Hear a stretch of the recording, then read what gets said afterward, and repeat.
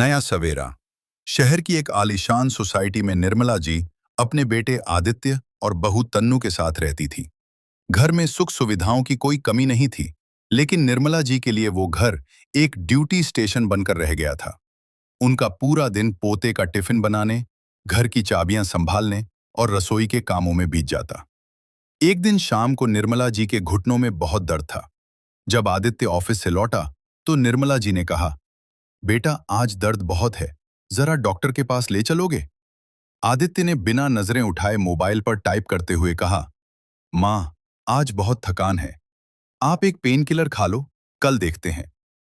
तभी तन्नू कमरे में आई और बोली, माँ जी, कल किटी पार्टी है मेरे घर पर, आप जरा स्नैक्स की तैयारी सुबह ही करवा दीजिएगा।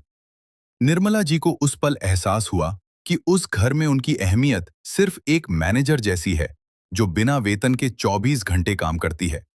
किसी ने ये नहीं पूछा कि उन्हें क्या पसंद है या उनका मन क्या कहता है। अगले दिन निर्मला जी ने एक बड़ा फैसला लिया। उन्होंने अपनी पुरानी सहेली, जो शहर के बाहर एक रिटायरमेंट होम में रहती थी, उससे बात की। शाम को जब पूरा परिवार साथ बैठा तो निर्मला जी ने अपना सूटकेस बाहर रखा। आदित्य चौंक गया। माँ, ये क्या है? आप कहीं जा रही हैं? निर्मला जी ने शांति से कहा, हाँ बेटा, मैंने 40 साल इस घर और तुम्हारी परवरिश को दिए हैं। अब मैं अपने जीवन के बचे हुए साल खुद को देना चाहती हूँ। मैं एक ऐसी जगह जा रही हूँ जहाँ मैं किसी की दादी या सास बनकर नहीं, बल्कि निर्मला बनकर जीऊंगी।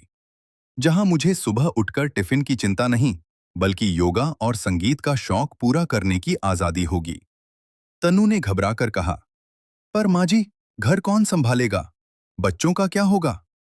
निर्मला जी मुस्कुराईं और बोली, यही तो बात है तन्नू, तुम्हें मेरी जरूरत प्यार के लिए नहीं, बल्कि अपनी सुविधा के लिए है।